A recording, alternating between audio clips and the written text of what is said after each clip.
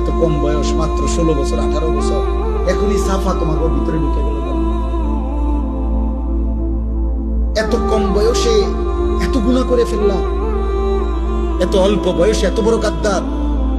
মাত্র 14 বছর না হতেই তুমি আল্লাহকে কোনো পাত্তা দিচ্ছ না, তো তুমি 40 বছর পর্যন্ত গেলে তো দাজ্জাল হয়ে যাবে।